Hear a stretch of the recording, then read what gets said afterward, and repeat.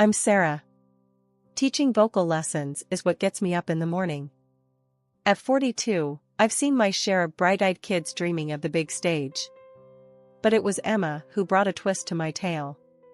14, with a voice that needed work but had potential. It was her dad, Jack, though, who flipped my world. "Miss Sarah, my dad's here to pick me up," Emma announced one day, her voice cutting through my thoughts like a sharp knife. I glanced up, expecting the usual parent. But there stood Jack. Not what I expected. Tall, with a look of someone who's seen stuff but kept standing. "Hi, I'm Jack. Emma's been going on about her lessons. You must be Sarah." His voice was straightforward, no frills. I liked that. "Yeah, that's me. Emma's got talent. Just needs a bit more push," I said, offering my hand. His handshake was firm, honest. "Appreciate you helping her out. I'm clueless about this stuff." Her mom was the singer. I caught the past tense. "I'm sorry," I said, the standard response, but his nod told me he'd heard it a million times. "No worries. We're managing. Aren't we, Em?" His look towards Emma was full of that silent communication only parents and kids have. Emma rolled her eyes, the universal kid signal for parents, right, but smiled. "Yeah, we're good." The conversation should have ended there, but Jack lingered. "You know, I'm trying to get her more into music. Keep her busy. Her brother too, Alex. Kid's a ball of energy." I laughed. Music's a great outlet. Keeps them focused on something positive. "Exactly," Jack agreed. "Hey, you ever do group lessons? Or something for a hyper 13-year-old who thinks he's the next big thing?" I shrugged. "I can handle 13-year-olds. Bring him by. We'll see if music or noise is his thing." Jack chuckled, and that sound did funny things to my stomach. "Deal. I'll bring him next time." "Thanks, Sarah." As they left, I shook my head, dismissing the fluttery feeling. Jack was just a dad, a widower, trying to raise his kids right. Nothing more. But life, as I found out, loves throwing curveballs. Jack started showing up more, sometimes with Alex, sometimes alone under the pretext of discussing Emma's progress. We'd chat, and those chats started veering off music more often than not. One day, as autumn painted the world in hues of gold and crimson, Jack turned to me, a half-smile on his face. "Sarah, would you consider going out with me? Like, a date?" I blinked, surprised. "A date?" "Yeah," he said, his voice firmer than his casual stance suggested. "I like talking to you. The kids like you. And I want to see where this could go." It was unexpected, this shift from casual chats to the possibility of something more. But looking into Jack's earnest eyes, I felt a pull, an interest I hadn't felt in a long time. "Okay, Jack. Let's see where this goes," I found myself saying, a smile breaking through my usual reserve. Merging into Jack's world was like stepping onto a stage without a rehearsal. Emma was easy, music was our language. Alex, though, was a different beat, skeptical of the new woman in his dad's life, protective of his sister and the memory of his mom. And then there was Mary, Jack's mom, a matriarch with warmth and sharpness all rolled into one. The day Jack introduced me to Alex, the kid sized me up like I was a new recruit. "So, you're the music teacher," Alex said, crossing his arms, his eyes narrowed. It wasn't unfriendly, but it wasn't open arms either. "That's me. And you must be the next big thing in music, from what I've heard," I shot back, trying to break the ice with a smile.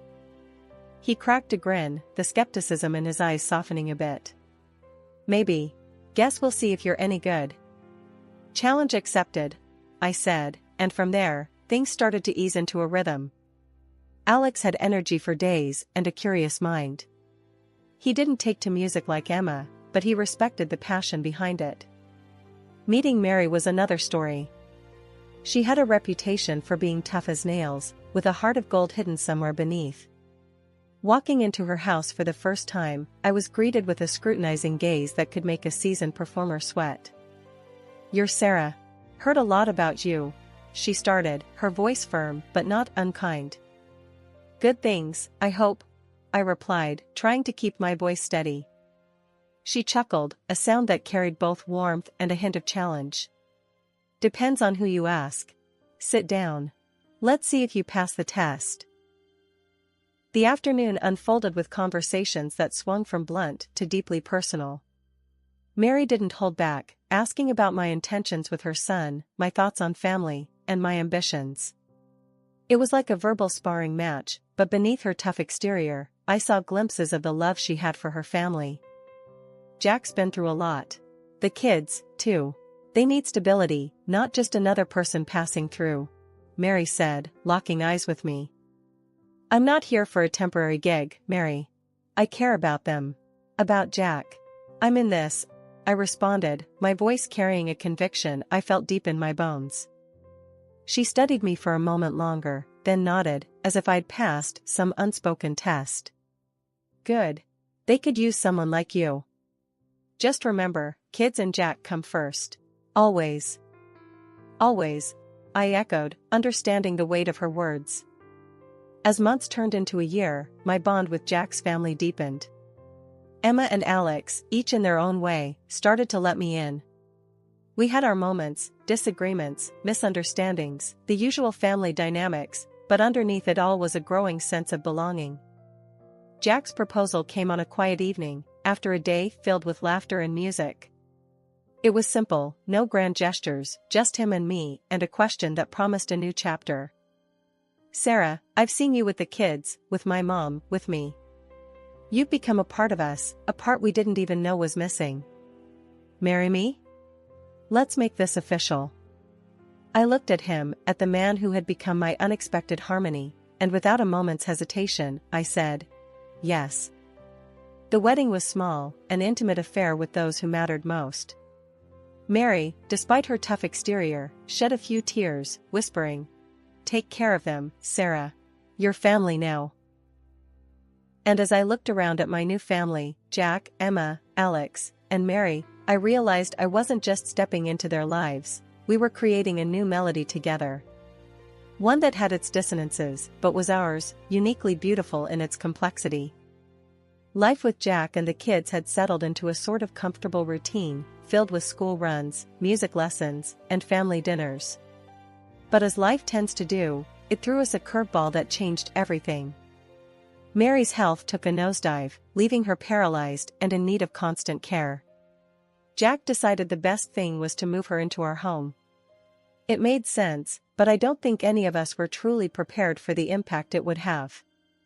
From the get-go, the weight of caring for Mary fell heavily on my shoulders. Jack was caught up with work, and the kids, well, they were still kids. I didn't mind at first, Mary was family, after all. But as time went on, the strain began to show. One particularly tough day, after a grueling session of trying to get Mary comfortable and dealing with a mountain of household chores, I sat down at the kitchen table, feeling utterly defeated. Mary had been particularly difficult, refusing to eat or take her medication, and Jack had been no help, locked away in his office. I was so lost in my thoughts that I didn't hear Jack come in. He stood there, watching me, an unreadable expression on his face. "Sarah, we need to talk," he said, his voice void of the warmth it once held. I braced myself, knowing this conversation wouldn't be good. "What's up?" "It's about my mom. And you. You seem off lately. Not handling things as well as you used to." I stared at him, incredulous. "Off? Jack, I'm doing everything I can. I'm tired. I'm stressed.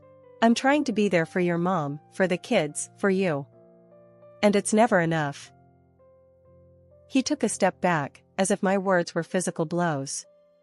"I know you're trying, but it's not just about effort, Sarah. It's about results. And right now, we're not seeing them." His words were like a slap in the face. Results. As if I was just another employee failing to meet my targets, not his wife, struggling to keep our family together. Years rolled by, each one more challenging than the last. Mary's condition didn't improve, and my relationship with Jack and the kids, especially as they grew into adults, became more strained. The once vibrant connection I shared with Emma and Alex, built on music and mutual respect, faded into polite indifference. Then Mary passed away. It was a difficult time for all of us, a period marked by grief and reflection. I thought, naively, that maybe this would bring us closer, that shared sorrow would mend the cracks in our family. But I was wrong. After the funeral, things took a turn for the worse. Jack's demeanor changed overnight. The man who once looked at me with love and gratitude now regarded me with disdain. "You're just not the same anymore, Sarah," Jack snapped one evening, his words laced with a bitterness that caught me off guard. "You've let yourself go. You're old, you're ugly.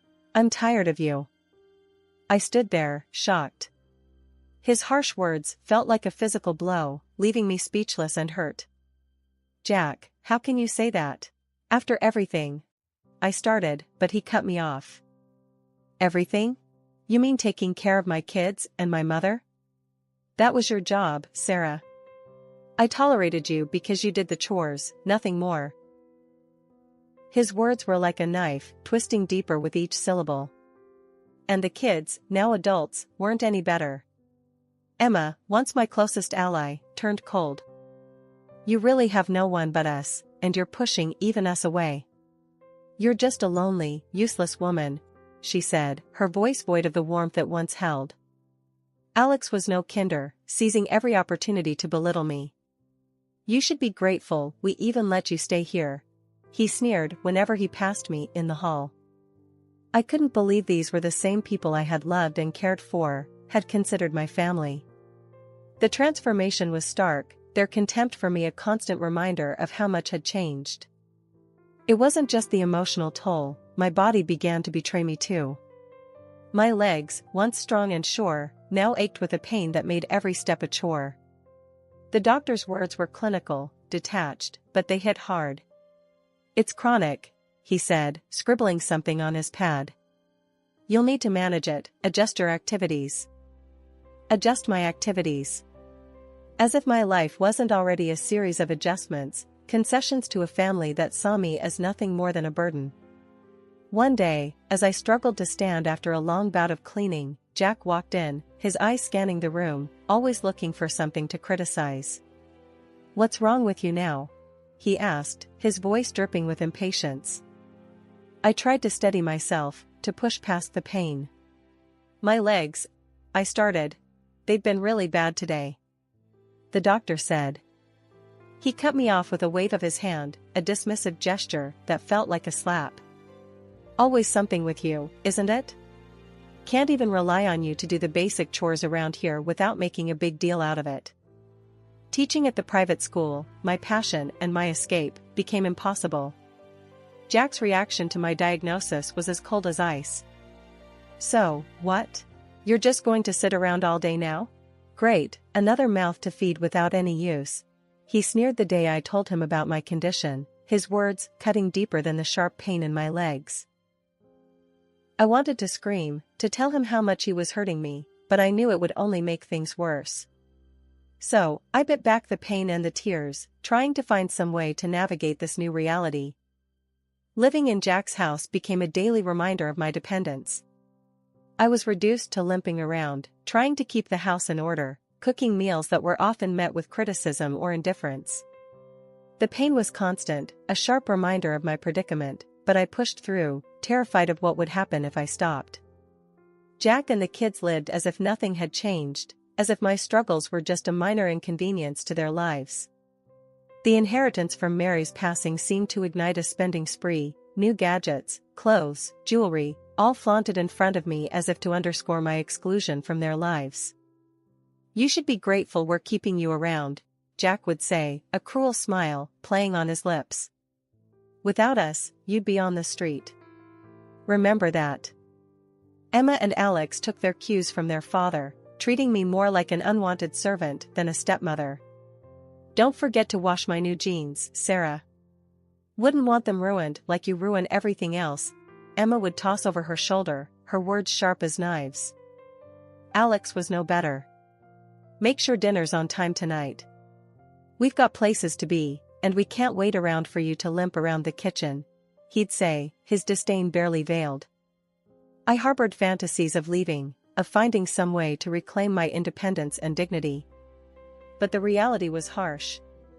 With no income, no savings, and a body that betrayed me at every turn, I was stuck. My dreams of escape seemed just that, dreams, distant and unattainable. In the midst of my lowest point, feeling trapped and useless, I stumbled upon something that sparked a flicker of hope in me. It was during one of those long, sleepless nights, scrolling aimlessly through the internet on my old, barely functioning laptop. I found a forum for vocal teachers giving online lessons. The idea struck me like a lightning bolt. The next day, with the house empty and my heart pounding with a mix of excitement and fear, I set up a makeshift studio in the corner of my room. I wasn't sure if anyone would be interested, but I had to try. I recorded a simple introduction video, my voice shaky but determined, and posted it online. To my astonishment, inquiries started coming in. People were interested in learning from me, despite my physical limitations. For the first time in what felt like forever, I felt valued for my skills and knowledge. Jack and the kids noticed the change in me, but didn't know the cause. "What's got into you?" Jack asked one evening, his tone suspicious as he caught me humming while preparing dinner. "Just feeling a bit better today," I replied, keeping my eyes on the task at hand, hiding the fear that he would disapprove or, worse, try to stop me. He snorted, dismissing my response. "Well, don't get too happy. You've still got your duties around here." I nodded, my heart sinking, but I didn't let his words deter me. The hours I spent teaching online became my sanctuary, a place where I could be myself, share my love for music, and forget, even if just for a little while, the pain and humiliation I endured daily. I invested the little money I made from teaching into better equipment, slowly but surely building my online presence. The physical pain was still there, a constant reminder of my limitations, but when I was teaching, it receded into the background, overshadowed by the joy of connecting with my students. As the months went by, I took a moment to look at the numbers, something I had been avoiding, afraid to jinx it. But there it was, clear as day on my screen. I was making money. Real money. More than I ever made teaching at the private school. More than I ever thought possible from the confines of this oppressive house. And shockingly, more than Jack made with his so-called prestigious job. I remember sitting there, staring at the figures, a mix of disbelief and triumph washing over me.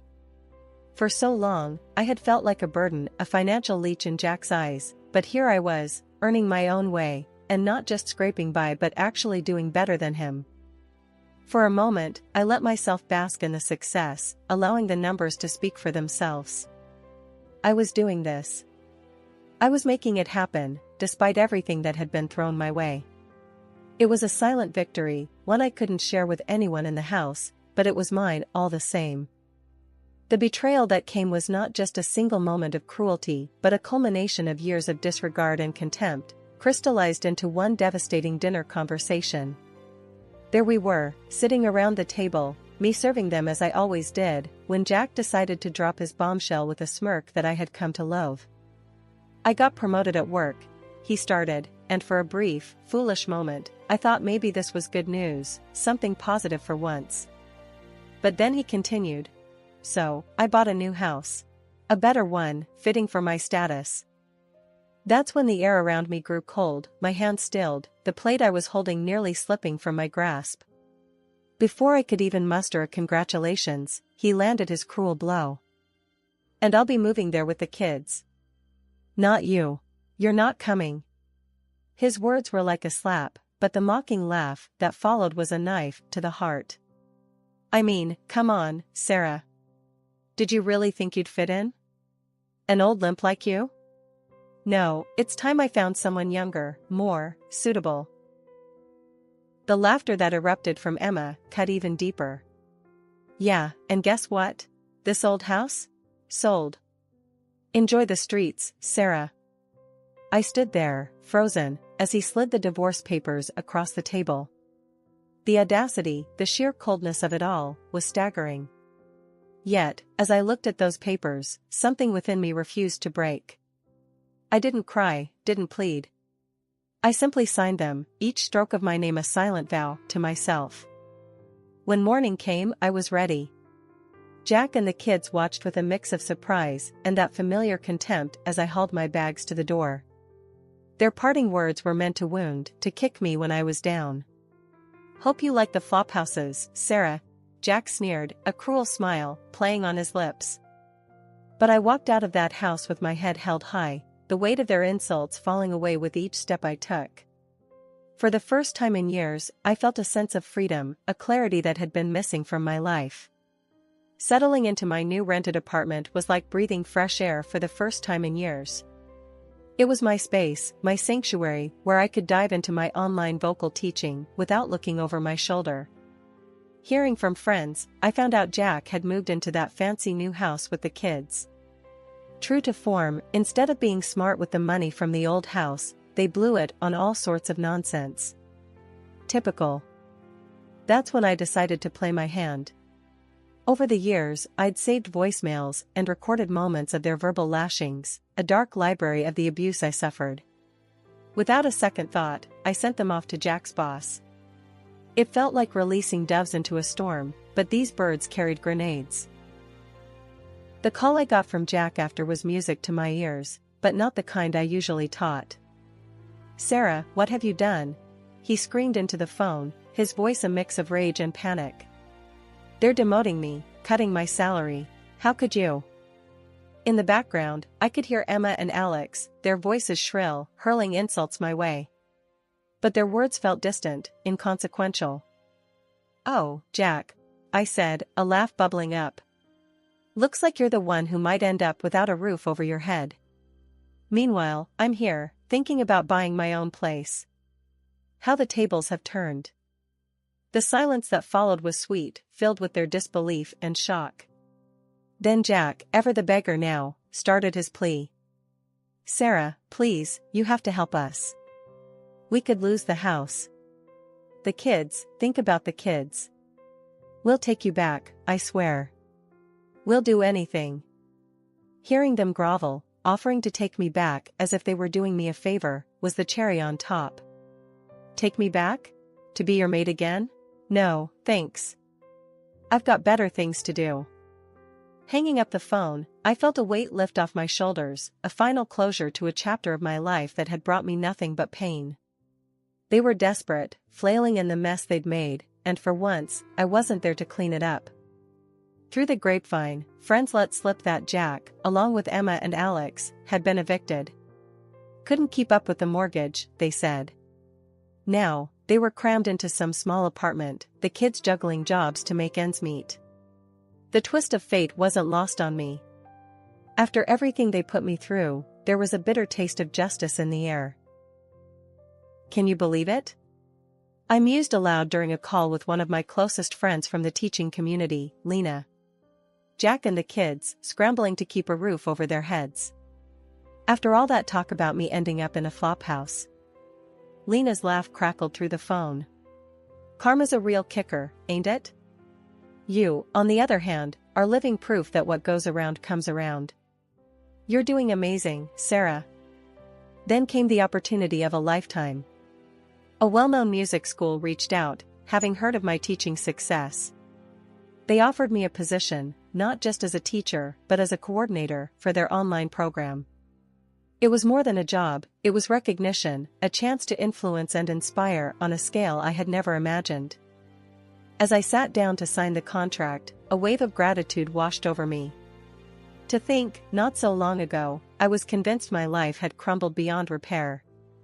And now, here I was, signing a contract that was not just a job offer, but a symbol of my journey from darkness into light.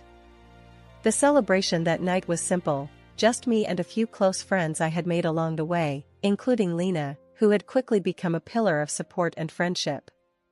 As we raised our glasses in a toast, Lena leaned over and whispered, "You're an inspiration, Sarah. You've turned your life into a symphony of success." Her words struck a chord, and I found myself overwhelmed with emotion. Thank you, Lena. It's been quite the journey. But you know what? I wouldn't change a thing. The hardships, the pain, it all led me here, to this moment, to a life I can be proud of.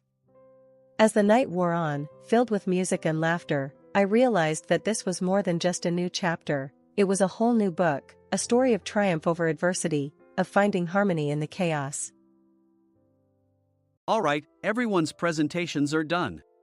Nick, the manager, said as he tried to move the discussion forward. Excuse me, I haven't. I recently found out something. Nick interrupted me and began to speak. There's apparently someone in this department who didn't graduate high school and is just a part-timer. Meetings should be for employees only. Absolutely right. His lackey, Mike, of course, agreed with Nick. I'm leaving. After leaving the meeting room, I started to shut down my computer.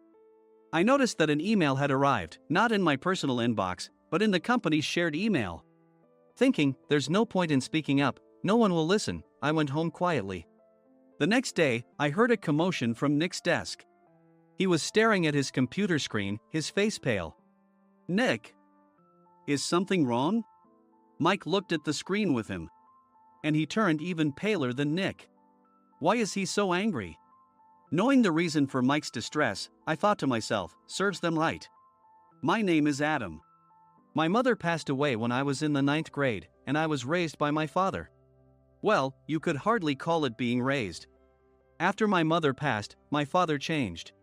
He drowned his sorrows in alcohol, and though he still went to work, he squandered our living expenses on horse racing.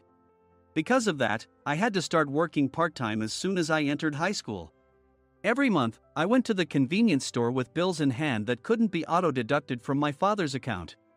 Even though I endured it because I didn't want to be alone, I reached my limit in my 2nd year of high school and dropped out. I found a live-in job at a distant inn. Thank you for everything. The day I left home, my father, still staring at the TV, spoke. Take care. That was our last conversation. Back then, 18 wasn't the age of majority, so I needed my father's permission to work, and I couldn't hide my place of employment. Yet, my father never visited me even once. I kept working just to survive, and before I knew it, I was 42. Years of hard work paid off, and I was transferred to the headquarters. I was thrilled to be recognized by the company, as I thought I'd be working in the field until retirement due to my lack of formal education. Listen up. Our work can change the future of our employees. Don't drag us down. On my first day after the transfer, Nick, dressed in an expensive suit, spoke sternly. There was a reason for this. Our inn was located in a prominent tourist destination, known so well that everyone in the state could sing its commercial jingle. At its peak, we had 5 locations within the state. But that was long ago. Due to financial difficulties and aging facilities, only the place where I had worked for many years and the original establishment remained. I was prepared to lose my job anytime, but now there was a glimmer of hope. With the rise of social media, the tourist area where the inn was located started gaining attention again. Depending on how hard the sales department, where I was transferred, worked, we could either thrive or be forced to give up this prime location to the new hotel chains continuously popping up. For Nick, who had switched careers from another industry to strengthen our sales, this was a battle he couldn't afford to lose. I understood why he had to be strict. I will do my best. Nick sneered at my enthusiastic declaration. Did you not hear what I said? I'm sorry. I thought I was listening carefully. Out of habit from years of customer service, I apologized reflexively, though I had no idea what had offended him. Someone was watching me with a smirk. In this department, there are those who are expected to excel and those who have been shoved here because they have nowhere else to go. You are the latter. It was Mike, the section chief. He's 7 years younger, at 35. But he was called to headquarters much earlier than I was and had been moving around within the headquarters ever since. I'm not jealous, but I can't accept that he's my boss. Graduating from a prestigious university, he has an unusually high pride and caused many problems as a newbie, making things very difficult for me when I was the front desk leader. When I found out Mike was transferred to the sales department a month before me, I was disheartened. Mike is right. With just a middle school diploma, there's not much you can do. Don't even think about achieving results. As if I didn't exist, Nick remarked, I'm thirsty. Mike eagerly ran to the coffee maker. It seems Mike is Nick's lackey. I regretted being happy about my transfer to headquarters, wishing I had stayed on site forever. Send a direct mail to every company on this list by the end of the day. Nick only assigned me tasks that even a new graduate could handle. What? There are over 1,000 companies. You want me to send to all of them by today? Yes, if you and your fellow misfits split the work, even those with nowhere else to go should finish by today. I glanced at the employees typing away expressionlessly. They were worn out from customer service, only thinking about leaving on time, or were women reassigned after having children. With zero motivation for work. Even Sam, a new graduate from the same university as Mike, who was supposed to be among the expected achievers, had no enthusiasm for the job. Having joined the company wanting to do customer service. I don't care what they say, I plan to quit anytime, he said. Only Nick and Mike were highly motivated, making all the decisions between the two of them. I originally only wanted to work at the inn to survive and had no particular attachment to this job. I swallowed my words, thinking I had no right to reprimand them. About a month after the transfer, Nick told us with a frustrated look. To commemorate the 50th anniversary, we've decided to create a plan exclusive for one group per day. Originally, Mike and I were supposed to come up with it, but our president, Mr. Thompson, insists on hearing everyone's opinions. So, you all get a chance. As Nick explained, Mike began handing out prints. Make sure not to embarrass Nick. If your ideas are half-baked, you'll have to redo them. It seemed that they had printed his handwritten notes by Mr. Thompson, which included several questions and a section for free responses. It made sense why Nick had to seek our input, given that all responses had to be submitted to Mr. Thompson. We were given a week to think about it, and a meeting was scheduled to compile our ideas. My plan is to let guests enjoy both the old and modern America. Nick began the presentations. Guests would watch a master confectioner at a nearby traditional sweet shop make sweets in front of them. The welcome drink would be premium tea in a bottle. Nick's plan was certainly attractive. After his presentation, Nick called on us to present in the order we were seated. Just as I stood up for my turn. All right, everyone's presentations are done. Excuse me, I haven't. I recently found out something. Nick interrupted me. There's someone in this department who didn't graduate high school and is just a part-timer. He was likely talking about me. I joined the company as a part-timer and was made a full-time employee when I turned 20. That was 20 years ago, so Nick and Mike probably had no chance to know until recently. Meetings should be for employees only. Absolutely right. After that, Nick kept creating opportunities to solicit everyone's opinions, purposefully excluding me from speaking. The meeting unexpectedly heated up and went past the scheduled end time. A few people asked to leave, and the discussion continued with the remaining few. Still here? Normally, you'd leave in that situation. Though I had no attachment to the job initially, hearing kind words from customers made me want to make them happier. For someone like me, with nowhere to go, the inn was my home and customer service was my life. I felt pathetic about my current self. I'm leaving. I left the conference room and started shutting down my computer. I noticed an email had arrived, not in my personal inbox, but in the company's shared email. Thinking no one would listen to what I had to say anyway, I quietly went home. The next day, while preparing the DM as instructed, I heard a commotion from Nick's desk. In his haste to stand up, he hit his knee on the desk. He stared at his computer screen, his face pale. Nick! What's wrong? Mike, thinking he should be the first to rush over, approached Nick while still wearing his coat. He peered at the screen with Nick. And he turned even paler than Nick. Why is he so angry? Who is responsible for this company? Nick, more irritated than ever, asked, and Mike answered without checking. Probably Sam. Sam wasn't there because he was attending a morning training session for new hires. Nick gave up on getting angry and returned his gaze to the screen. They were looking at an email that arrived right after the end of the working day yesterday. Apparently, no one, including me, had checked it before leaving. The email was from a large company that used us for their annual employee trips. The president and executives of that company also frequently used our services personally. President of the company, Mr. Mason himself, had declared that neither he nor his company would ever use our services again. Well, some companies cancel their employee trips or stop using our services due to financial struggles. Let's just move on. Mike kept wiping the sweat from his forehead with a handkerchief. Knowing why Mike was so agitated, I quietly watched their interaction. Do you know how much revenue we get from that company? We can find other guests to fill the rooms, but we'll lose the banquet costs, gift shop revenue, rental car fees, and more. Moreover, the gifts were supposed to be prepared by the traditional confectionery shop involved in Nick's proposed plan. If it's known that we incurred such a huge loss at this critical time, Nick's position in the company would be jeopardized. Nick took a deep breath, seemingly trying to calm himself. All right, Mike. Go to New York right now and apologize to Mr. Mason. What? You're coming with me, right? I have urgent work to do.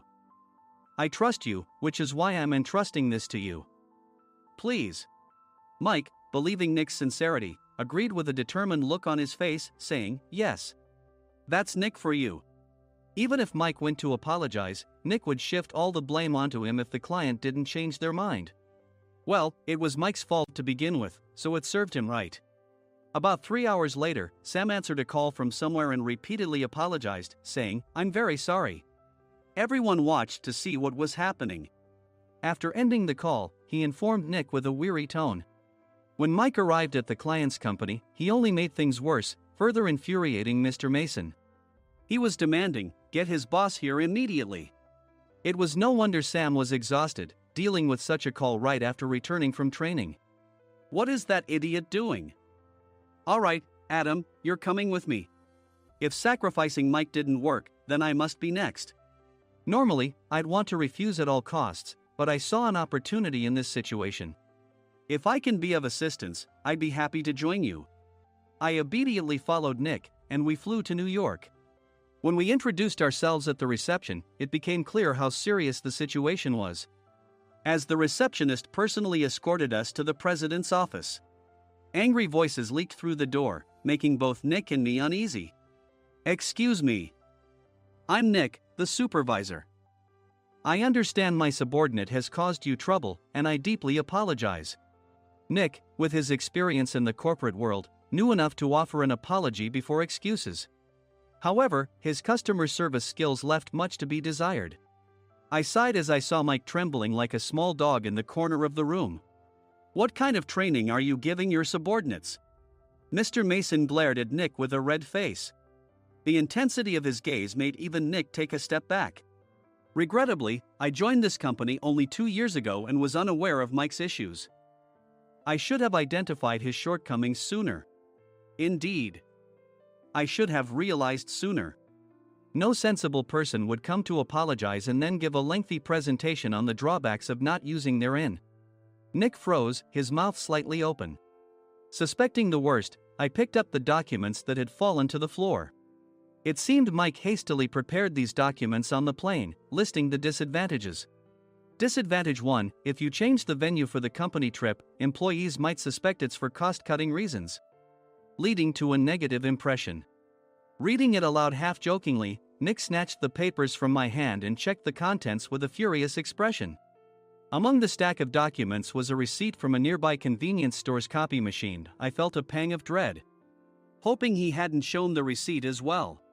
What do you think he said when I asked what kind of nerve he had to do this? I'm very sorry. Faced with the dire situation, Nick must have thought there was nothing left to do but apologize. In a voice smaller than I'd ever heard from him, he uttered words of apology. He said, I'm a Harvard graduate. I don't believe I said anything wrong. Mike, what have you done? Forgetting his plan to pin the blame on Mike, Nick yelled loudly, even in front of Mr. Mason. I didn't do anything wrong. You're still saying that? Look at him. Mike pointed at me with a shaking hand. I was assigned to headquarters in my 20s and now I'm a section chief. This guy only made it to headquarters at 42. Everything I've done proves I was right. So why are we losing the contract? Having said his piece, Mike collapsed to the floor. Of course. You were sent there because you had nowhere else to go. Mike never expected to hear such words from someone he looked down upon. He lunged at me, and Nick hurriedly stepped in to stop him. Mr. Thompson told me Mike is a quick thinker, and to take good care of him. There's no way he was pushed aside. Don't make things worse here.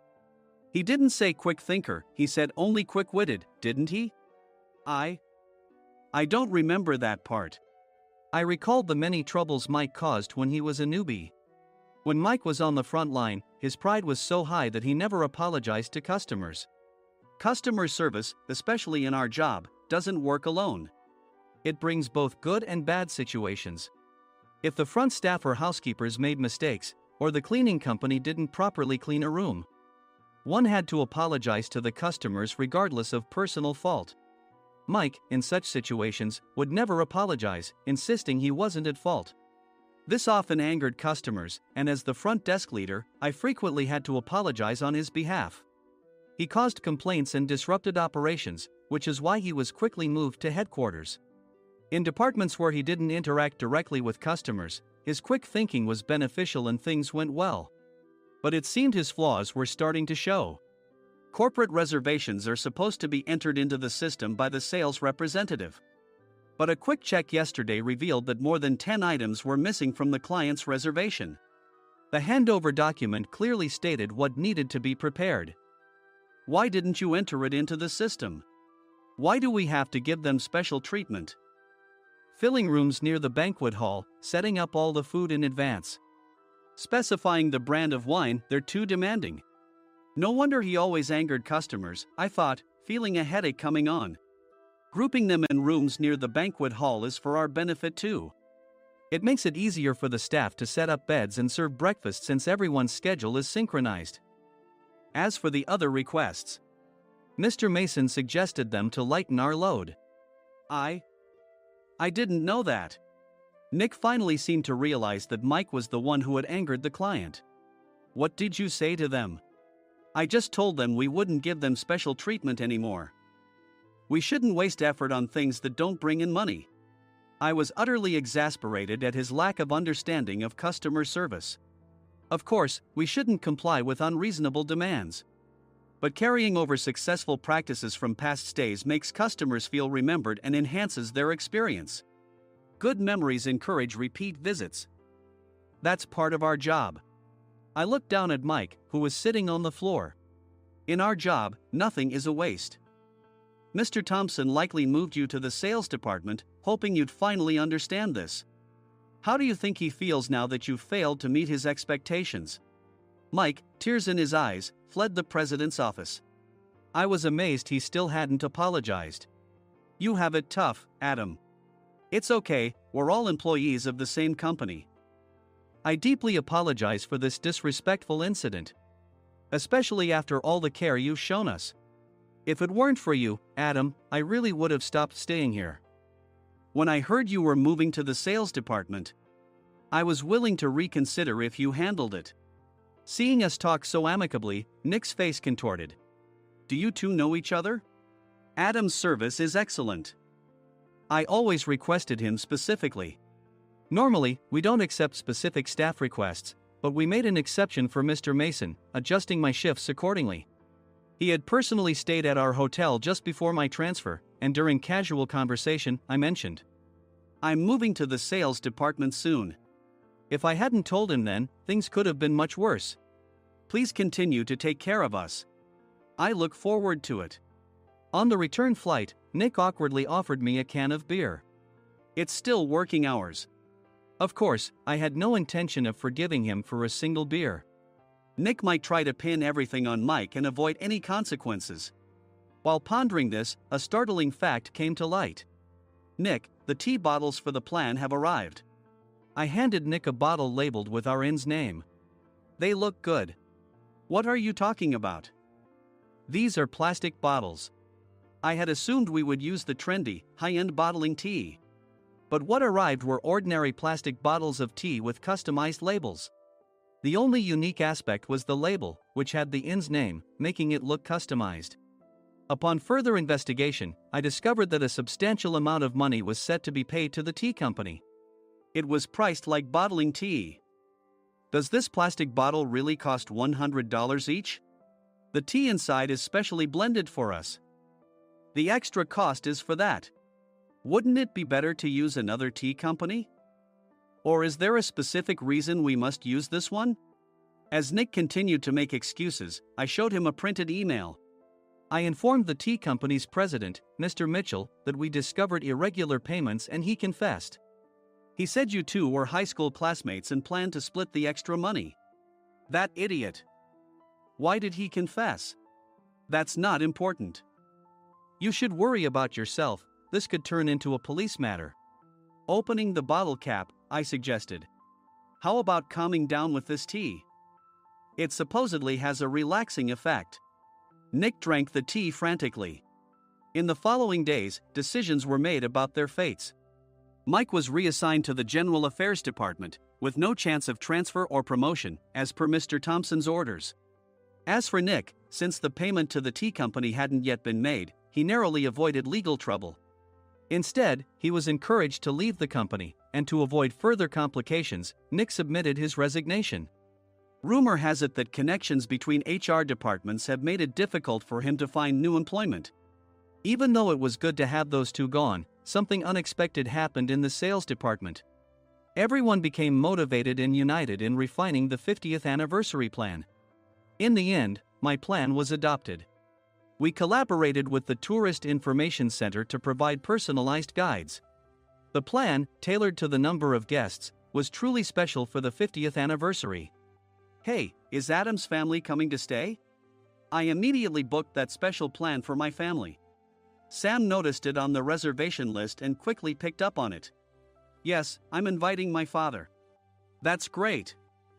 I might invite my parents too. I lacked the courage to face my father just as Adam.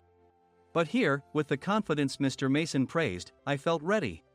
The 50th anniversary plan was a perfect opportunity to reconnect with my father. I hoped to bring back the days when we could laugh together as we once did.